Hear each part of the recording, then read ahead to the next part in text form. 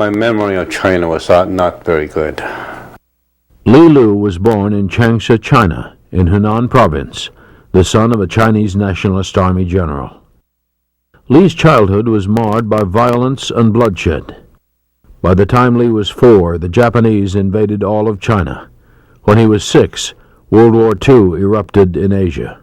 I saw many sufferings, death. I was 4 or 5 years old. You don't forget the people dying, for example, and the sense of fear.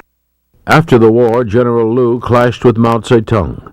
With their property confiscated, the family knew they had to start all over again. We decided to go to Brazil. And many immigrants had allocation of land. And that was a great attraction to my father because, after all, he had the farming background. We couldn't speak the language. The culture was totally different. Once there, Li's father established a small coffee plantation. Each of his 7 children helped. As the children became older, their father took his savings and divided it 7 ways. His advice was, get yourself educated. Be useful. At that time, I decided maybe farming was something that I really liked to do. After all, I enjoy outdoors so much. And Iowa State University was a very well-known school of agriculture, so that's how I came to Iowa. But ironically, I didn't end up to be a farmer. I couldn't afford to buy airplane tickets, so I came here by boat. I came here in December 1953. It was very, very cold, very cold.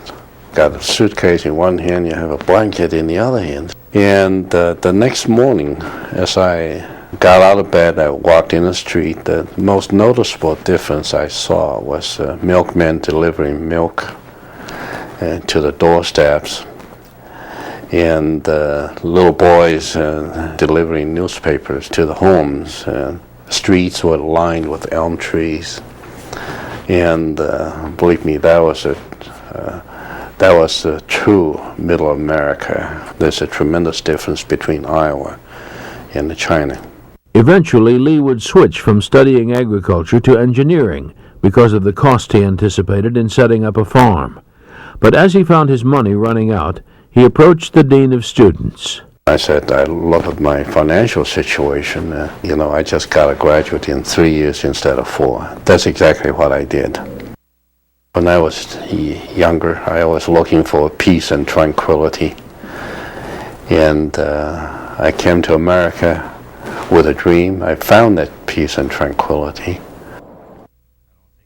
I married a poor engineer immigrant to this country that I fell in love with, and that was who I married. And wherever life took us, that's where I would be.